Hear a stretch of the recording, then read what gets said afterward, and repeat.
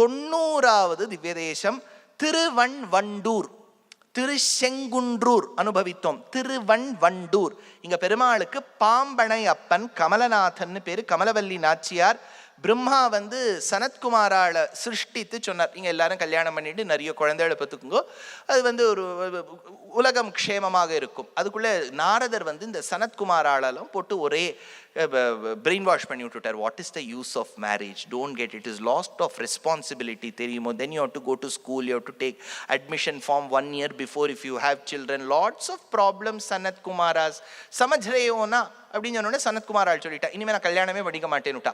அப்போ பிரம்மாவுக்கு கோபம், இருந்த குழந்தைகளையும் இந்த பிரம்மா நாரதர் கெடுத்து விட்டுட்டாருன்னு நாரதருக்கு சாபம் கொடுக்க, நாரதர் சாபவசமாய் திருவண்வண்டூருக்கு நாரதீய புராணம் ரச்சனம் பண்ண இடம் திருவண்வண்டூர்.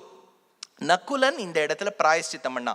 ஞாபகம், சகதேவன் பிராயஷ்சித்தம் பண்ண இடம் திருக்கோடித்தானம், அர்ஜுனன் பிராயஷ்சித்தம் பண்ணது திருவாரன் விளைங்கிற ஆரன்முளா, யுதிஷ்டிரன் பண்ணது திருச்செங்குன்றூர், இப்ப நகுலன் பண்றது திருவண்வண்டூர்.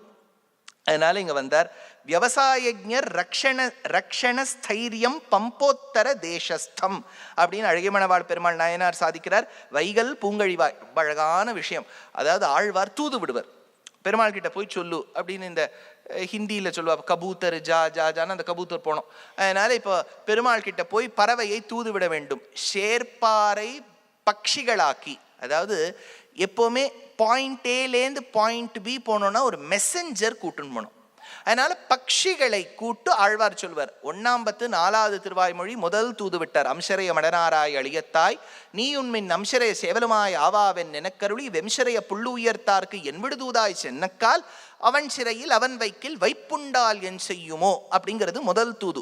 இது 6 திருவாய்மொழி. வைகல் பூங்கழிவாய் வந்துமேயும் குறுகினங்காள் செய்கொள் சென்னல் உயர் திருவண்வண்டூர் உரையும் கைகொள் சக்கரத்து என் கனிவாய் பெருமானைக் கண்டு கைகள் கூப்பிச் சொல்லீர் வினையாட்டியேன் காதன்மையே அப்படின்னு ஆழ்வார் தூது விட்டது விதேசம் திருவண்வண்டூர்.